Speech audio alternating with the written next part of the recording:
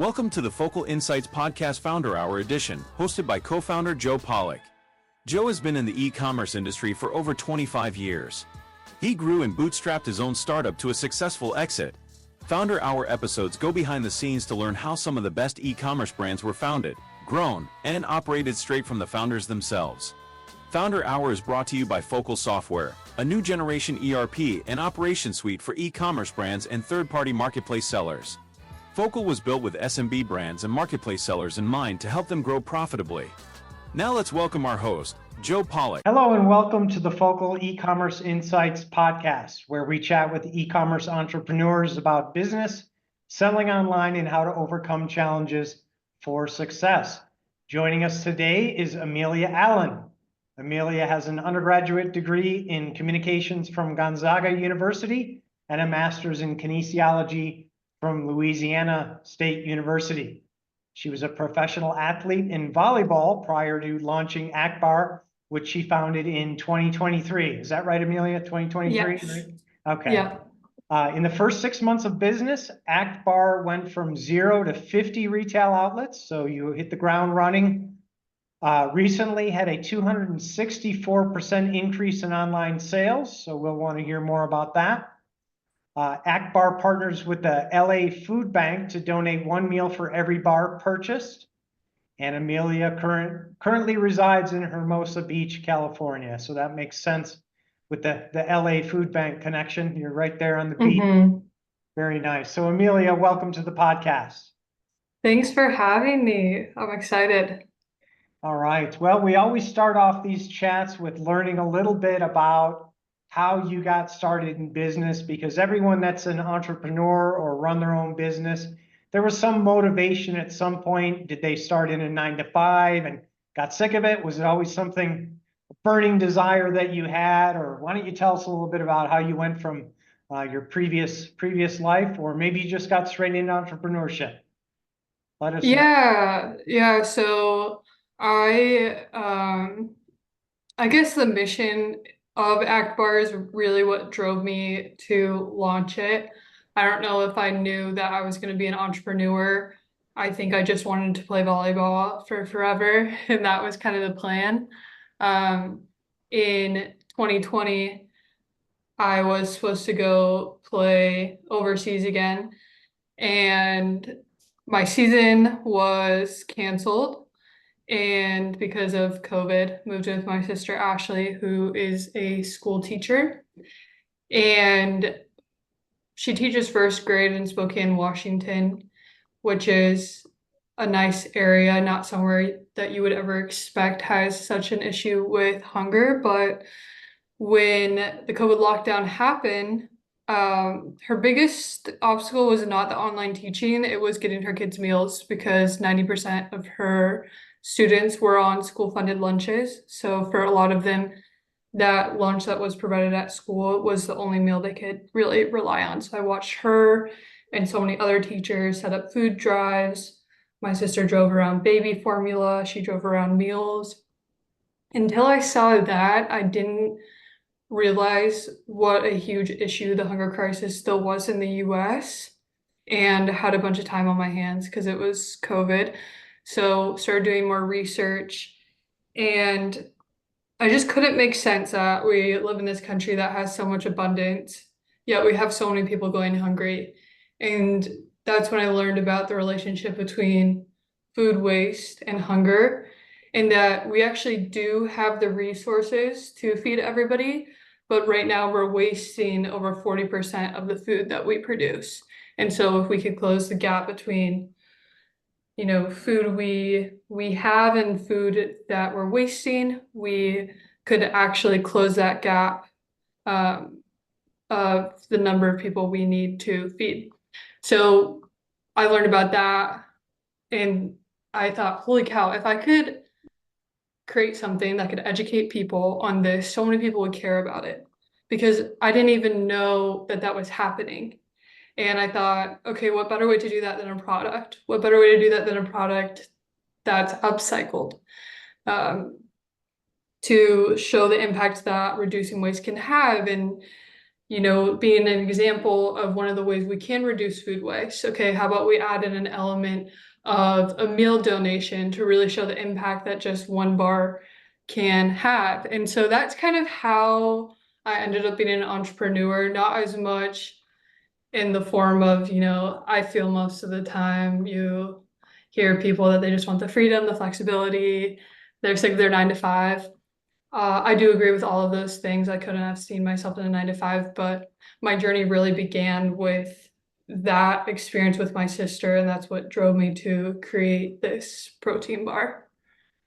Yeah, and you touched on a couple buzzwords I'd say that you hear a lot, and one is the gap, filling a gap. So there's usually something missing that a entrepreneur sees that says, hey, if I can help out here, I can get customers or education or people aware of this. Can you talk a little bit more about that? Yeah, so you're talking in the context of white space in the market. Is that what you're touching on? Yes. You mentioned you use close the gap. So I guess I was looking for. Yes. So when I say close the gap, there's a study that came out that if we reduced our food waste, we could close the gap between food we have and food we need by 2050. And reaching that, one of those actions is implementing more upcycled foods into our food system. And I wanted Act Bar to be a part of closing that gap and that potential of being able to feed everybody. Okay. And then that term upcycled too. I don't always understand what that one means in the context here. Can you explain that one a little bit too?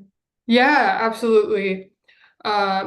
And that makes sense. Upcycling is still a relatively new term. A lot of people, when they hear upcycled, they think of table scraps. It's not that at all. Upcycling is taking ingredients that would otherwise be thrown in a landfill and giving it a second chance.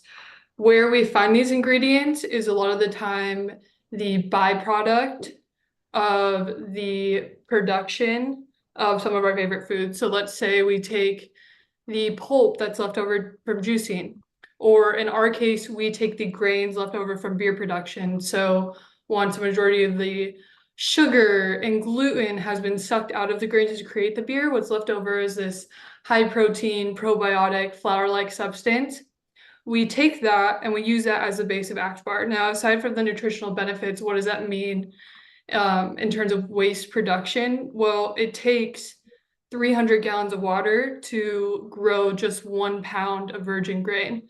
Through us being able to use an upcycled grain, we're able to prevent water waste, so prevent the resources that it takes to grow the food, but then also we prevent the CO2 emissions that occur when that food just ends up in a landfill.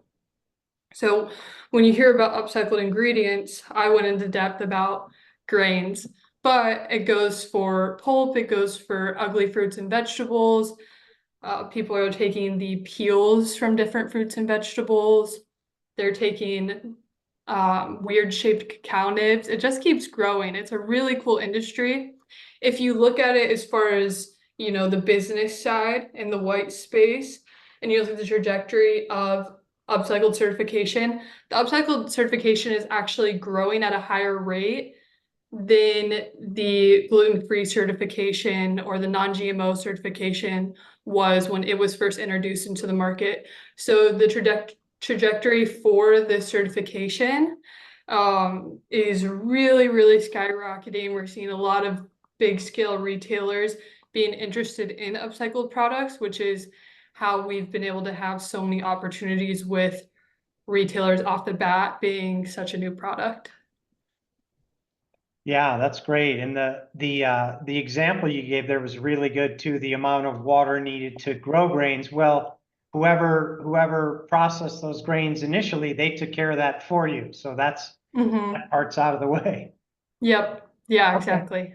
And you talked a little bit about, I think, certifications. So let's transition a little bit to business challenges. It sounds like there's probably a number of things that you came across learning about packaged foods and or in general, what are some of the biggest challenges that you came across as you got the business going and got off the ground? That's a great question.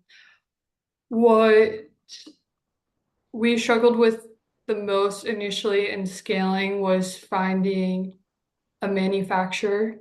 And the more founders I speak to, the more I'm finding this is a universal issue when you're on a small scale, because there's this area between being so small that you can make your product in a commercial kitchen or get a cottage kitchen license, and then being at a really big manufacturer where an MOQ is in the hundreds of thousands.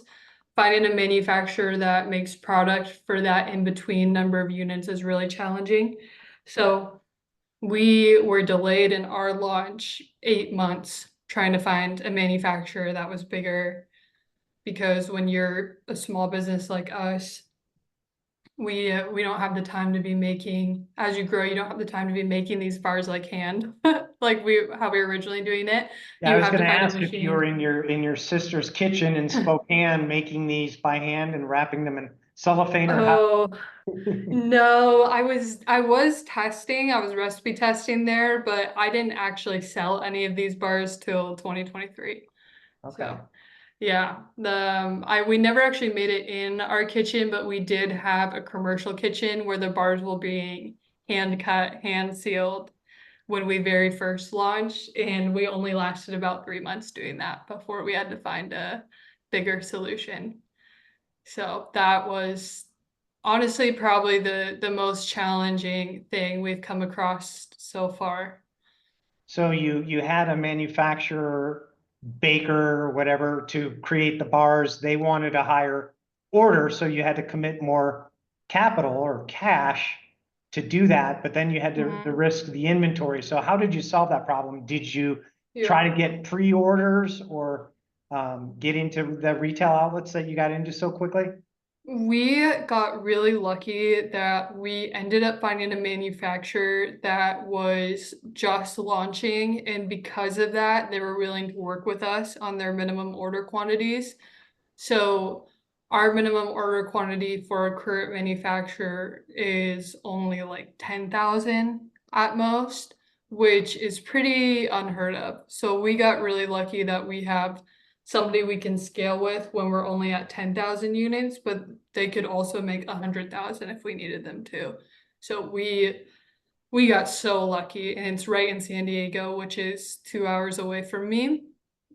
But I know quite a few founders that have not been so lucky. Well, I will say there's a site called Partner Slate, and they are a almost a dating site for manufacturers.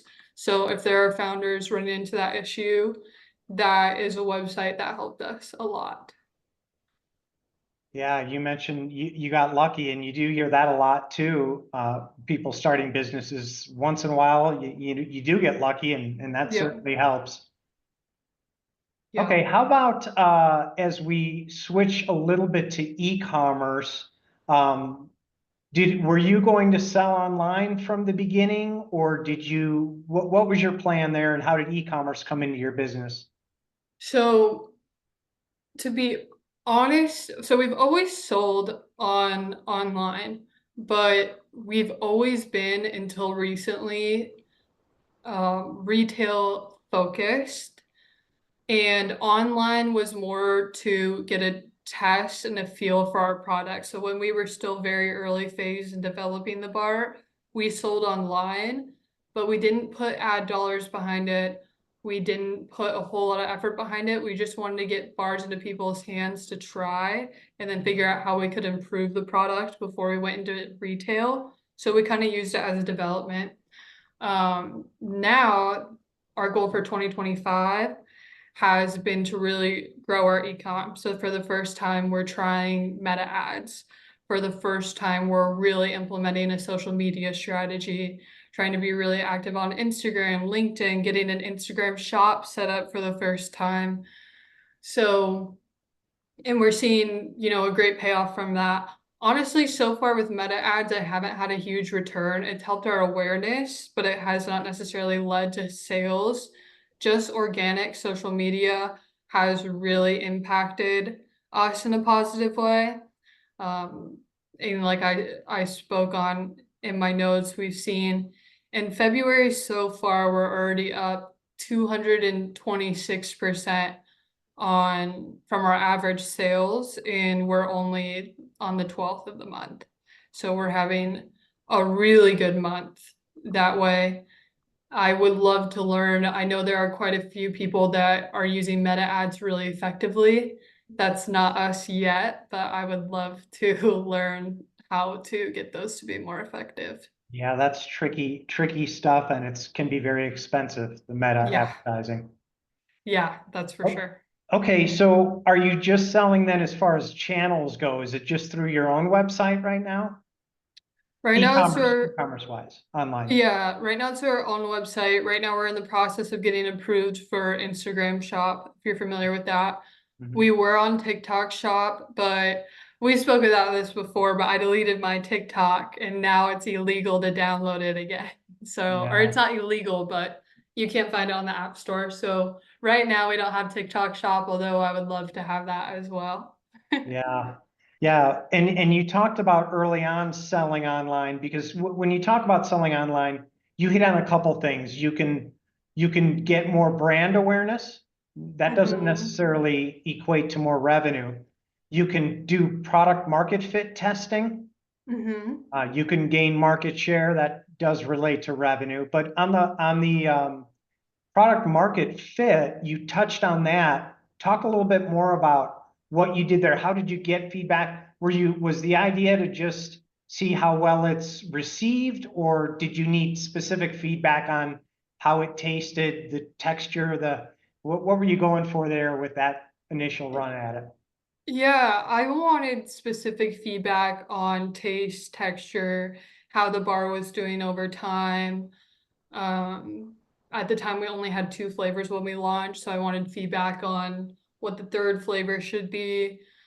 And something that this wasn't my original reasoning for it, but what's been really cool about involving everybody in that is the people that are in our community on social media feel so invested in the product because we have been so serious about getting their feedback from the beginning.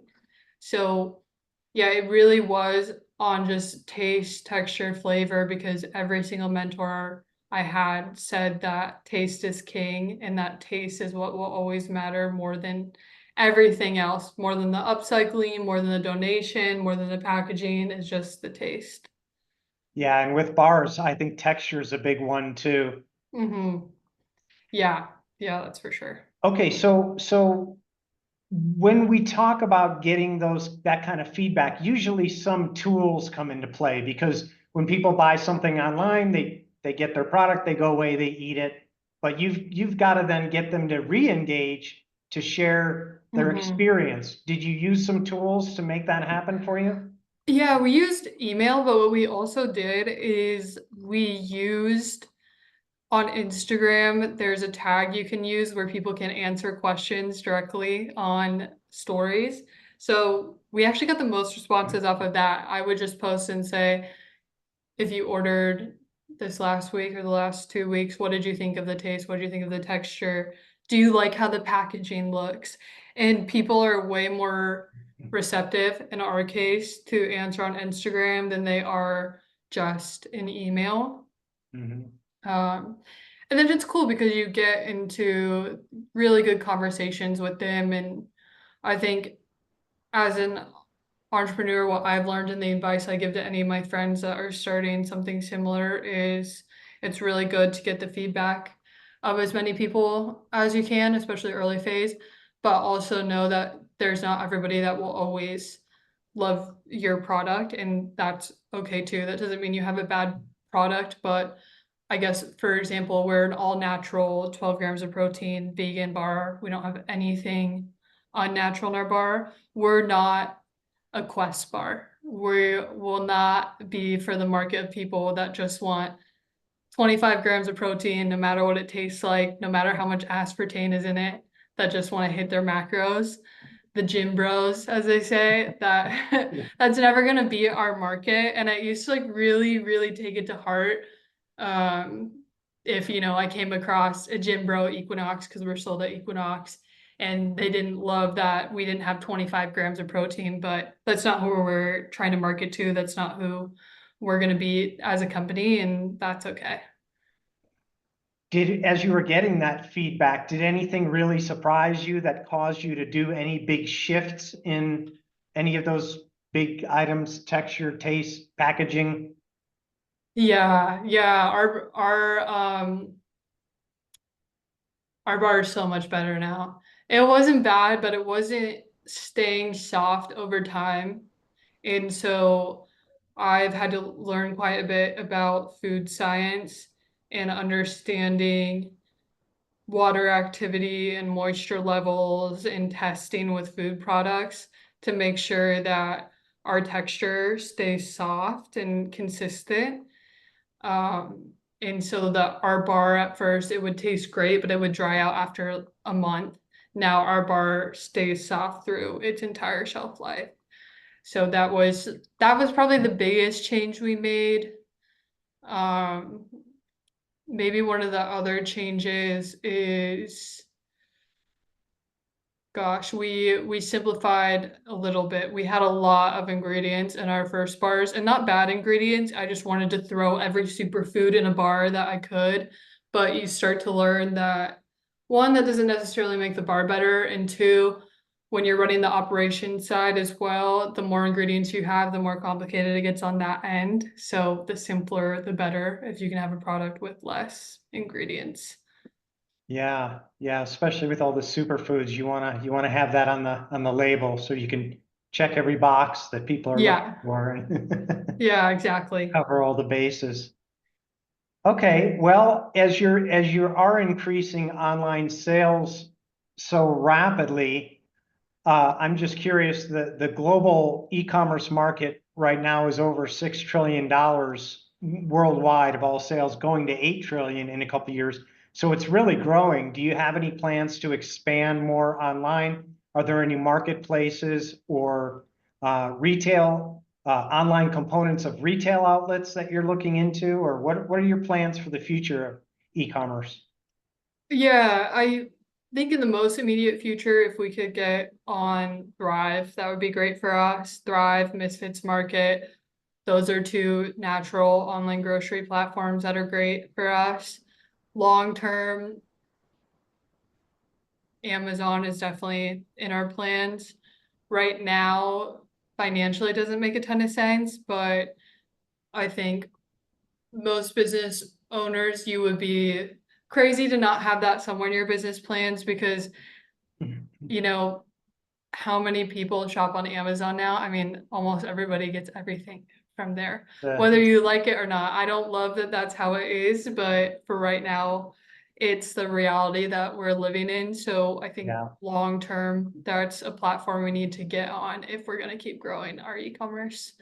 Yeah, and Amazon really is the 800-pound gorilla, and they've got the distribution too. So if I wanted one of your bars today, or probably by 4 a.m., I could You get could one. get it. Yeah. Yeah, exactly. Yeah, Exactly. but and most people do, if they're looking to get into e-commerce, it's Amazon is one of the first things to come to mind. So when you say it's not financially feasible at this time, could you talk a little bit about that? What are the obstacles that you're seeing toward getting into what's, pretty universally considered the biggest e-commerce player on earth? Yeah, yeah, that's a good question. So they have increased the percentages they take for products. And then in addition to that, the value of being on the first page of Amazon, it's very important. So to have your SEO, but also your sale numbers in a place where you're consistently on the front page, to have sales that are consistent is really important. And right now, we don't have the time/personnel to commit to have success there. So I guess beyond the actual percentage that Amazon takes to really do it right, we just don't have the manpower at the size that we are. Yeah, yeah, and that's a very good point for people thinking about Amazon. You've got their commission, you've got their pick and pack because you want to be on Prime so that you can take advantages of the opportunities and Yeah, the shipping, and then you've got the advertising costs. So you've got to have pretty healthy margins and the ability to exactly. move a ton of product. In your case, you've got a product that does lend itself very well because you can move a lot of units and you can do a Hmm. lot of bundling and kitting and that stuff to increase margins as well. Hmm. Okay, so any other tech, how about technologies? Is there any specific software that you're using or anything that you found help run your business? Or for example, your website, is that a Shopify website? Yep, was it website is Shopify. Okay. Um, and that, I mean, so much of this has been bootstrapped. Our website is just designed by me. Uh, we use Klaviyo as our integration for emails. And then really the newest technology is, I would say, like I said, we haven't had a ton of success with Meta, but what it has given us is quite a bit of data that I think is very valuable because what we do know is, for example, we have a very good click-through rate on every ad we've run so far, like crazy good, somewhere between 5 and 10% click-through rate. However, our conversion rate to those clicks is not great, which is why we just redid our website. So it can show you gaps in your funnel. And then also on the data side, we've been able to collect that a majority of people that click on our ads are women by far, which tells us either, I had a feeling we would be more geared towards women, but it does confirm the kind of bar we have and the kind of advertising is more towards that gender for whatever reason. So I Yeah. would say that's the biggest, newest tool we're using. Okay. Great. Well, why don't we circle back to business in general? Because a lot of people that I work with that listen to what we're doing want to learn more about getting into this and getting into business. So in general, not necessarily e-commerce specific, do you have any tips for anybody that's thinking of starting their own business or making that leap? Yeah, gosh, so many. Let me think of the couple of the most important. It's funny, before we got on this podcast, I was thinking through, man, if I started this from scratch, I would do this different and this different. Um, I think have more money than you think you need. So have, whether you're self-funding or raising, have a lot more money than you think you need, because what I didn't equate for is whether you're a founder or a first-time founder, either way, there's going to be mistakes you make, things that didn't turn out as you expected, things that cost more than you expected. So I would raise significantly more. Um, the second piece of advice I would give is to put on the front end as much time as you can into product development and get as much feedback as you can before you decide to scale. Uh, because once you get into a big manufacturer, that is a financial risk that you don't want to take unless you are really confident that your product is a good fit for our market. So those are the two pieces of advice: raise more money and really spend a lot of time on product development. Yeah, cash is king, as they Yep. say. That one will never change for any business. Yeah. And Yeah, then make exactly. sure your product's ready to go. Yeah. All right. Well, as we wrap up here, why don't you tell our listeners how they can find out a little bit more about your product and how to reach out to you if they want to find you? Yeah. So our website is actbars.com. And then right now we're just on Instagram So it's at act_bar_, and they can go there, see our product, but also if they have any questions or any advice I can give them, I run that account, so they can DM that and I can help in any way. Very nice. All right. Well, I think that'll do it for today's podcast. So thank you, Amelia, for sharing your insights. And thanks to everyone for watching. Thank you so much. You bet. Thank you. We'll see everyone next time. Bye. Thank you for listening to another episode of Focal Insights Podcast. If you like this episode, go ahead and hit the subscribe button so you can be alerted of new episodes. See you next time.